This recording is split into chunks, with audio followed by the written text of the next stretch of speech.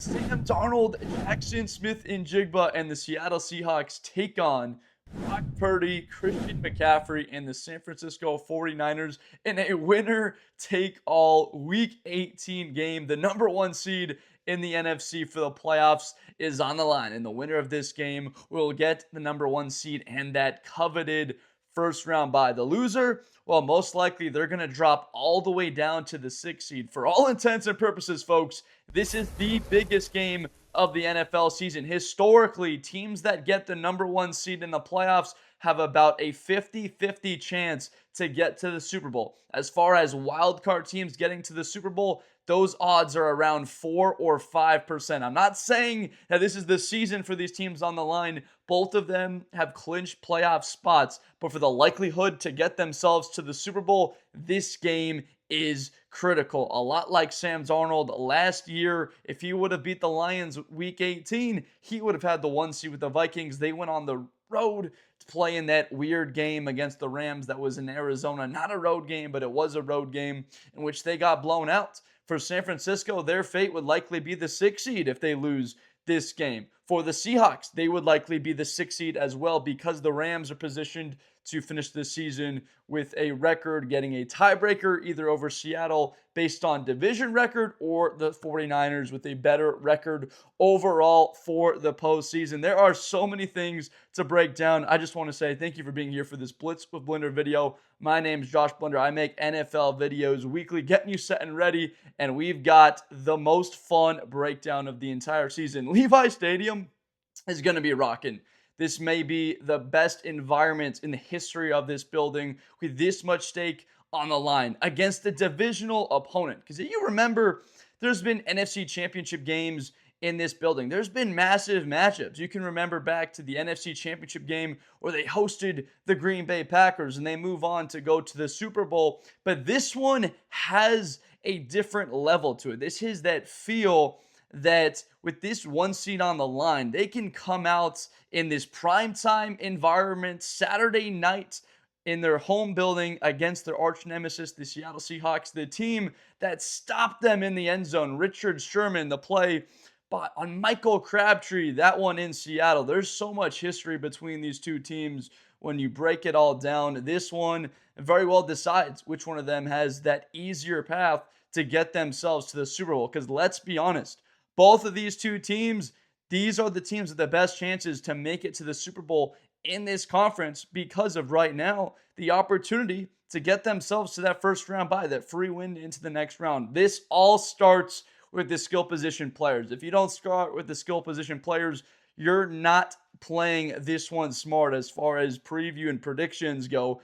The number one player to take away from San Francisco, Christian McCaffrey. For Seattle, that'll be Jaxon Smith-Njigba. But so much of these offenses rides on their offensive line, how well they can protect up front. Have to remember that these two teams played earlier on in the season. Week 1, getting the year started, Lumen Field, Seattle. They had the game, and the San Francisco 49ers go the length of the field with that game-winning touchdown pass from Brock Purdy. San Francisco, they dominated a sense of the time of possession, the yards. They outgained Seattle by 150 yards. This was a bit of an introduction to the 2025 version of the 49ers. Didn't quite know what they would look like. Remember, this is back when they were fully healthy. There was a Nick Bosa. There was a Fred Warner. The Brock Purdy on the field. McCaffrey and George Kittle. Everybody's fully healthy for this one.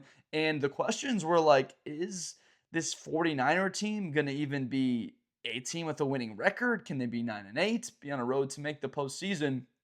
And to me, this was a bit of a statement, but my full statement didn't come until their win with Mac Jones on Thursday night against the Rams, who at that point looked like a no doubt top team in the NFL. They went toe-to-toe, got out with a 14-0 lead, held on in overtime to win that game. And very much to me like that one, when I saw Sam Darnold throw 4 interceptions against that Ram team, and they were a 60-yard field goal away in that final possession, getting into a spot to kick a game-winning field goal from still beating the Rams as poorly as Darnold played, that let me know for both the 49ers and the Seahawks, playing that quality of a Rams team on the road in those two games and coming out with a down to the wire loss for Seattle and a win for the 49ers, that these three teams very might be the best three teams in the entire conference. It's amazing to say something like that, but it could very well be true. Got to give credit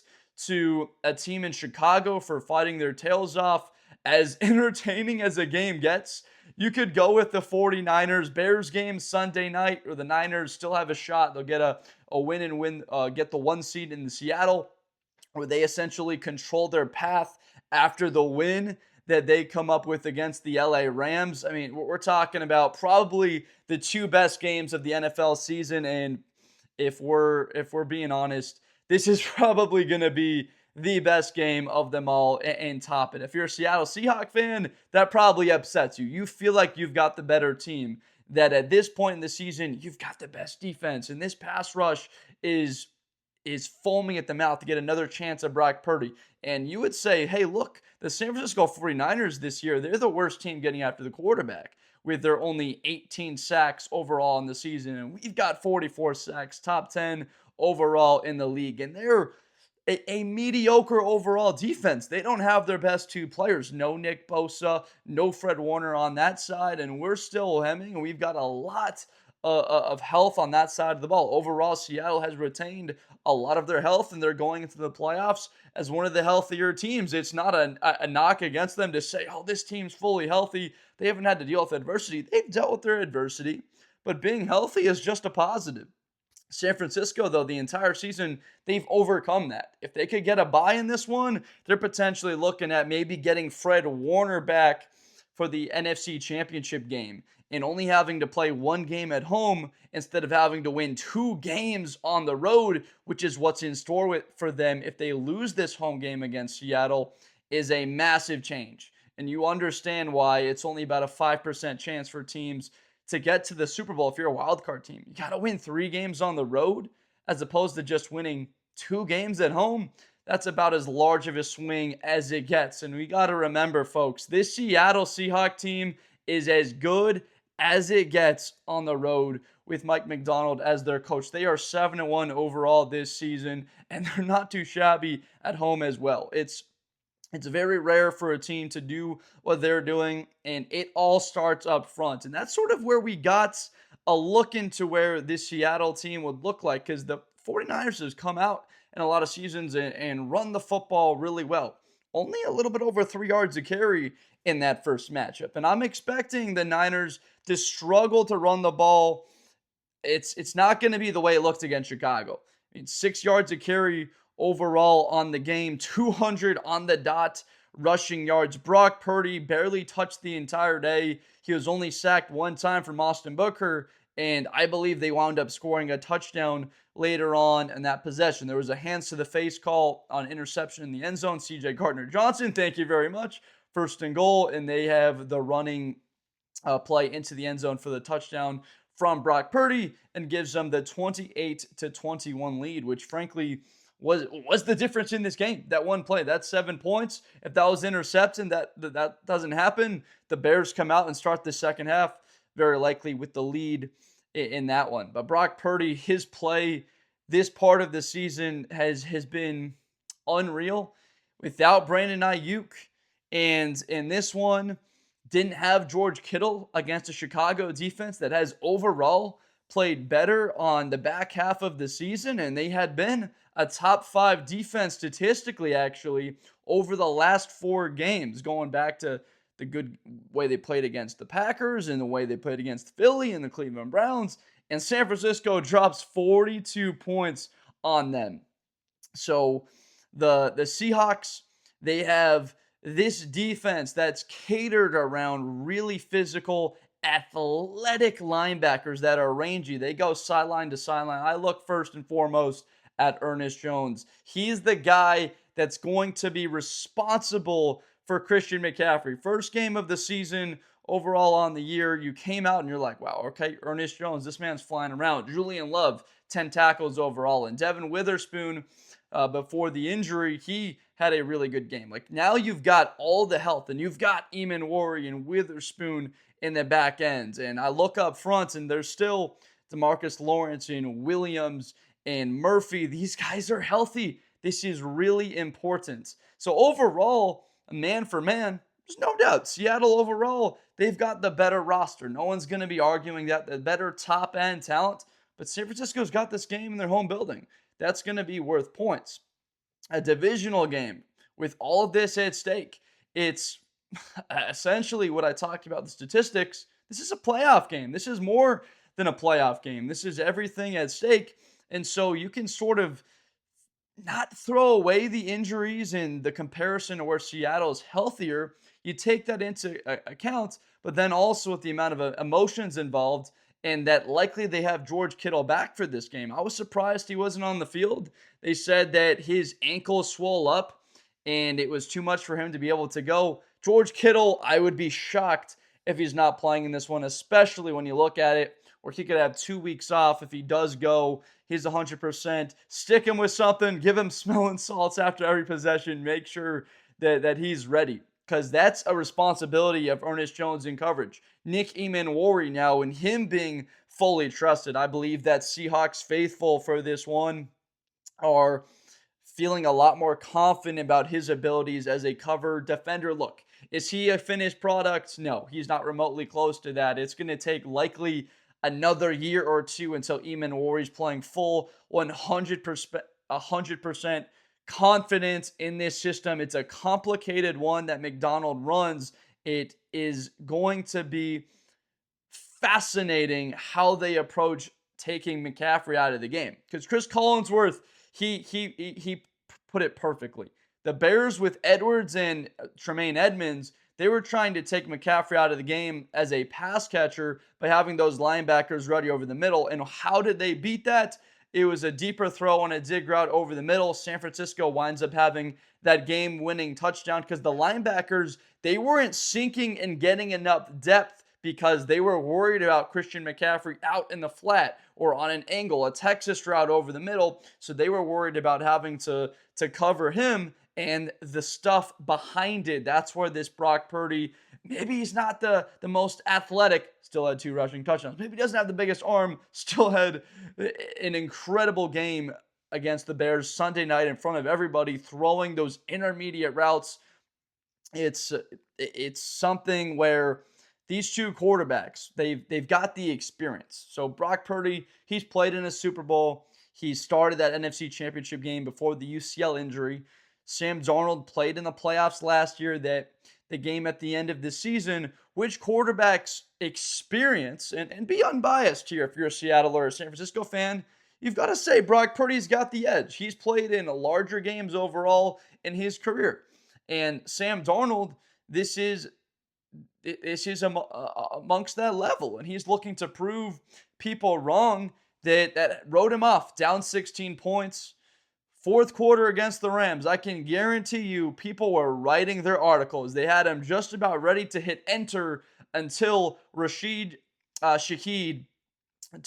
takes that punt return back for the touchdown, the 2-point conversion. They wound up winning that game in overtime. People have to completely, not maybe rewrite, but reword half of their article to be a bit more respectful towards Sam Darnold as he leads that comeback in part. I say in part because without that punt return touchdown, it doesn't happen. Now, Shaheed, he's in the concussion protocol. It's uncertain if he's going to be available for this game as of now in the recording of this. He's a big impact. He's your vertical threat downfield, your flanker on special teams and returning kicks on punts. Not having him, that's a really big deal.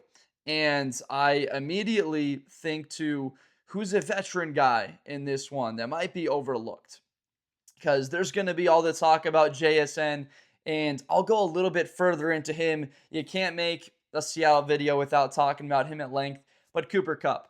Cooper Kupp is one of those guys that in the biggest games, like the Super Bowl, for example, or the NFC Championship game, when he played there for the Rams, and in that playoff run that they had a couple of years ago, or even the last couple of seasons, he just always showed up in the biggest of moments.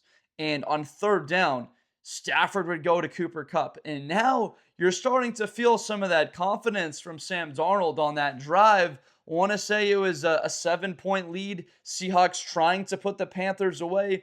And Darnold goes to Cooper Kupp, and they get a really important conversion in the middle, earlier stages of that fourth quarter. That's a guy with his abilities. Right? He's bigger than he looks. He's a bit stronger than he looks, faster. That whole combination of a guy that's 6'2", 205 pounds, runs very nice routes. He's an excellent blocker, still one of the best at his position in the league. One of those guys, and his impact on the locker room. The Rams could not have let a worse guy leave their building and walk north past San Francisco to Seattle, and now have a guy with that ability to establish identity, culture, toughness, and grit into not just the locker room, but the offensive side of the ball. His impact has been incredible. So as far as culture fits go, them having him, that's really important. Does Seattle wind up winning a game like that one against the Rams without a guy in Cooper Kupp? It's possible. There's no doubt. Cooper Kupp had a really bad fumble earlier in that game, but he also had a really key catch in overtime to get them closer down the field to set up the touchdown and then the game-winning 2-point conversion. I'm also looking at Barner, because Barner was really key in the game against the Carolina Panthers. He had the touchdown, 43 yards. Not a guy that's going to be talked a lot about this week. The conversation will be George Kittle coming back from injury, how tough George Kittle is. But A.J. Barner as a safety blanket for Sam Darnold. And then Zach Charbonnet. I'm going to talking about college football a lot with the Georgia upcoming game against Ole Miss. I previewed that. I said the wrong name. Zach Charbonnet as well as a number 2 back in this offense. In the red zone, he's the number 1 back overall. They're going to try to get the football to. Barner and Charbonnet, these guys are very good players. They've been huge in particularly key moments on the season. And then you have Jaxon Smith-Njigba, that frankly is a mismatch against anyone in the NFL that's a corner except for Pat Surtain. And even him would likely have difficulties covering him a lot of the time. This is a Seattle team. I would be surprised if they don't put up 27 points against San Francisco. Where this game will be decided, and it's not a stretch here to go out on a limb and say it, it's going to be decided when the Niners have the football. When Kyle Shanahan's calling plays and it's his offense going against Mike Macdonald and his defense. That's where this one's decided, because you could probably write in the Seahawks are going to score 30, 31 points. They're too good on third down, because all their third downs are typically shorter. They've got balance. The ability for JSN that if you're not doubling him, he's just going to be a mismatch on anybody that covers him. And then you have Cooper Kupp out of the slot and Barner roaming the middle of the field. And you can dump it off to Walker and get yards after the catch. Or Charbonnet, who's also been a factor in the pass game. So they've got these weapons, and not having Shaheed, they'll find different ways to get the offense down the field. Do they need to run the football a little bit? They did that against Carolina, 163 overall yards. This offense is performing at a much higher level. Week 1 is a quarter preseason game. These offenses are nowhere. They're not remotely close to the functionality of where they will be the last game of the regular season, a game with this type of implications. The pre-snap penalties, there's probably going to be 1 or 2 at the most overall in this game. The 49ers in that game, they had lots of penalties. They had 9 penalties for 61 yards. Seattle got penalized a couple of times as well. Not incredibly efficient. And honestly, I thought that game wasn't horribly played from either side. Like, there was penalty flags all over the field on that one. San Francisco, they benefited from they did a good job executing on third down, 7 of 14, and Seattle did not, 3 of 10 overall in that one. But you look at the Seahawks since that point, have gone 13-2 on the season, and their only 2 losses were the Bucs game and the Rams game. Down to the wire, had a shot without a doubt to win either of those. For the San Francisco team, they have a feel to them that it's not a team of destiny, but it's a team that feels like there's nothing that they can't achieve. And so to take a second away from going through the matchups in this one, just whether you're a fan of the Niners, the Seahawks, I know it's going to be stressful from the very opening kickoff and the first snap of the game, but for both your two teams to be in this position, I know Seattle fans were coming in really excited with a thought and a belief that this team would be at this level, and here you are. Or Niner fans, I would be shocked if they were to tell you, making eye contact with you, that they would believe they'd be in a position where you win one game at home against the team you've already beaten this year, and you've got the number one seed in the postseason. I'm a big fan of NFC West football. I grew up on the West Coast watching these two teams a lot of history with San Francisco, Seattle. Both of them, the Niners in the history on the offensive side of the football, where Seattle was playing defense a decade ago, and now they're back up to that standard. It's just, there's not a lot more you can ask for as a football fan. And on the offensive side of the ball, San Francisco, 27 points a game. That's 8th in the league. The Seattle Seahawks, with their opportunistic ability, all the sacks, the defense setting them up with short fields. This is the number 2 scoring offense in football, 29.5 points a game. Yards a game, both of them are neck and neck. 362 for the Niners. That is 7th in the league. 350 for Seattle. That is 8th best in the NFL. Now, we talked about time of possession and how the 49ers had control of the ball, 15 more minutes TOP. Well, overall in the season, they've had the ball an average of about 1 minute and 40 seconds per game. That's 6th in the league. The Seattle Seahawks, explosive plays, shorter fields to work with. So sometimes this stat can be a little bit skewed, but for them, 21st in the NFL with a 29-40 margin overall. The takeaways, that's a bit where this one starts to separate, where you've got this elite Seattle defense, 17 interceptions, that's 5th best in the league, and 11 less picks for that Niner defense. That's 4th worst or 4th lowest in the NFL, however you want to call that. So you've got a defense with the Seahawks that's got 26 more sacks, so they get pressure on the quarterback, and that forces the ball to come out quicker. And this Niner team, where quarterbacks can sit in a little bit in the pocket a bit more, I know for a fact Niner fans were like, who in the heck is Luther Burden? Who is Luther Burden the third?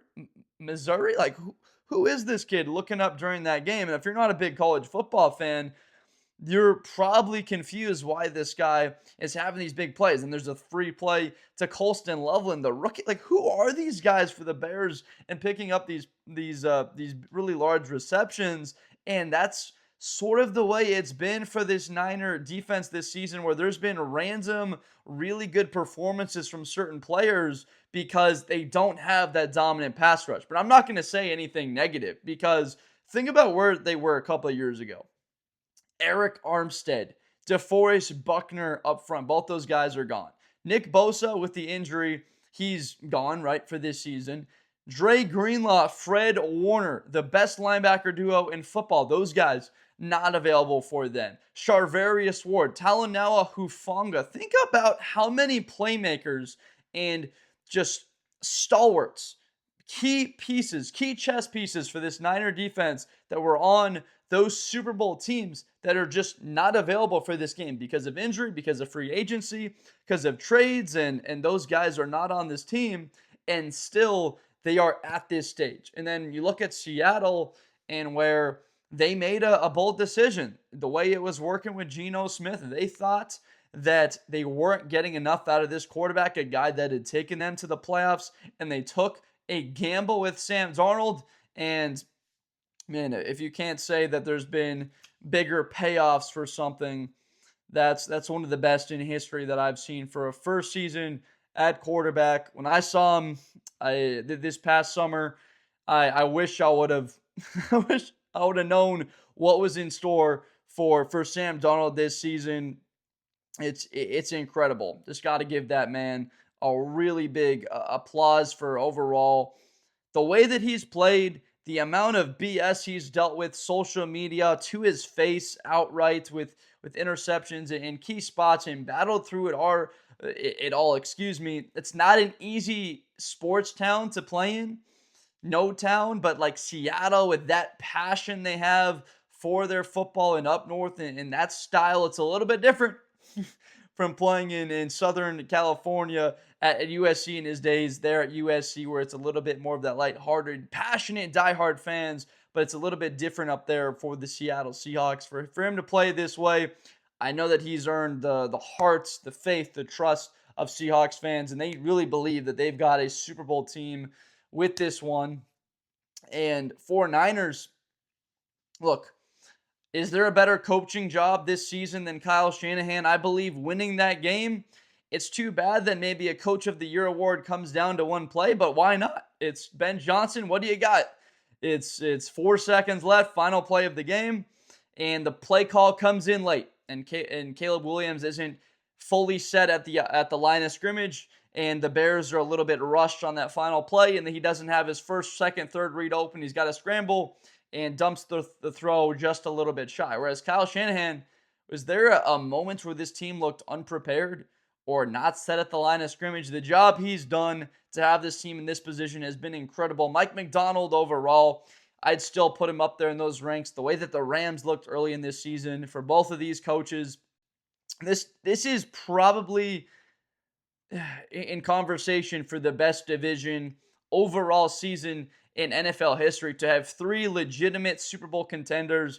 Either of these teams on a given Sunday could beat each other. If there was a round robin and they each played each other 10 times, it probably winds up 10-10-10 with the overall wins that they all come up with each other, overall for it. So as far as the way I'm leaning in this game, I have to look at talent in the secondary. I'm going to look at the defense from Seattle because offensively, sure, San Francisco maybe has a little bit of an edge. They've got this dynamic weapon in McCaffrey. Now, the Seattle Seahawks with Walker and Charbonnet, they've got that balance. They've got Sonic and Knuckles. I'm taking it away from the Detroit Lions, the way those guys ran the ball, and I'm giving it to the Seattle Seahawks. You want to come up with another nickname? Thunder and Lightning? Sure, go for that with their bruiser, great red zone guy in Charbonnet, and then Kenneth Walker as a dual threat running back, catching the ball with his speed, top end, 4.4 ability. It's really sound. And you've got the best wide receiver in football overall this season. Even above Jamar Chase, Justin Jefferson, what JSN's produced is on another tier. And so it makes me wonder, how healthy is George Kittle? Is he 100%? Jake Tonjes, he's filled in and he had a great first half against Chicago. I want to say he had 4-5 targets in the first 10 minutes of that game, was a really big weapon and still will be, no matter the health of Kittle overall. When Brock Purdy has a bit of time to throw, don't expect he has much time, but when he does, Ricky Pearsall, him being available, that's key. Juwan Jennings, that's really big. And then Demarcus Robinson with the Chiefs for so long, being an impact player for them, winning Super Bowls and playing in like 15 playoff games. Having a guy like that on your roster is really big. And Kyle Juszczyk, who had that touchdown on the spin around. Brock Purdy finds his man and runs and then throws it. That was an unbelievable play. One of the plays of the season. Could have tried to run it in and winds up finding it. Throws it to Juszczyk for the touchdown. So they've got this deep array of weapons. And the Seattle Seahawks, I would argue their weapons are just as good. So offensively, you look at offensive line. Trent Williams, the left tackle. What's his status for this game? I don't know. He left in the first half with a hamstring injury on the first offensive play of the game. He's trying to chase down TJ Edwards on the pick six, and he comes up gimpy, and he winds up not playing. So is Trent Williams in this game? This isn't the Chicago Bears who don't rush the quarterbacks. This is DeMarcus Lawrence. This is Leonard Williams. This defense will get after you. These linebackers for Seattle can rush the passer exceptionally well. The only other team in football that I believe has this good of linebackers, like guys like Drake Thomas, guys that go and Wosu, who's had a bunch of sacks this year, that are able either at outside back or off ball back or to rush the quarterback and come in on blitzes, and the way Macdonald disguises it, like this is a team that's going to get after Purdy. If there's no Trent Williams, this is a team that can make you pay. Unlike what did you hear Montez Sweat's name called? Maybe Austin Booker with a couple of passes deflected at the line of scrimmage, but overall, not much to talk about for the Chicago pass rush. That is the opposite of Seattle. They will make you pay. So I'm going major advantage Seattle. If Trent Williams isn't available and uncertain with George Kittle and his status for this one, he probably does play again. But that's key for me because I'm looking. Macdonald against Shanahan and the way that this one goes, Macdonald at times, the job's just going to be done easy for him because he's going to have a great player make a great play. He's going to have one of his guys that's blocked one-on-one just simply win, or a blitz and it's not picked up front. Running back, if it's McCaffrey, just isn't able to block two guys and they get to Purdy. I think that they can get to him 4 times and disrupt him in a way that Brock Purdy, oh, wow. We would have to go back a little bit here for the last time Brock Purdy. Which game did he really looked, even in that Carolina game over a month ago, the Monday before Thanksgiving? Couple of interceptions, one of the poor performances definitely of the year, but they weren't getting to him a ton. Like that pass rush wasn't fully bothering him. I don't even think he was sacked in that game. So you'd really have to go back to the Rams game that they played 2 months ago because they've won 6 games in a row. So you go back to that Rams game, they still put up 26 points at home, and the Rams were affecting Mac Jones, but still didn't even. So you can't really even look at a game in the last 2 months plus where they just got overwhelmed up front. Against the Jacksonville Jaguars, they only gave up 1 sack. Purdy only went down 1 time. Against the Houston Texans, one of the best pass rushes in the NFL, and Mac Jones sacked only twice. So overall this year, San Francisco's done a phenomenal job. If they could get sacks of the 3-4 number in Seattle, that would be a massive number they can get to him. I do believe if they can, having Williams healthy is key for that, whether it happens. And I think that Macdonald's going to say, all right, we have the athletes to cover you. Chicago thought that they would go to a bit more man and have more blitz looks where they would pressure Purdy and say, all right, let's see if you guys can beat Jalen Johnson one-on-one or Stevenson or Nashawn Wright one-on-one. And they did at times, but a lot of zone coverage and a lot of 4 rushers and 7 guys in the secondary. And Brock Purdy's sitting there in the pocket, zone defense, and he just finds someone. Has enough time, 3.5, 4 seconds to throw. Seattle will play man. They will rush 6. They'll play man. They'll have guys in Witherspoon. They will lock up and have less separation available. And the Niners will have a couple plays. There'll be some explosives. There will be probably a big run from McCaffrey or a big play out of the backfield. You could probably type in right now 125 yards, 1 or 2 touchdowns from Christian McCaffrey.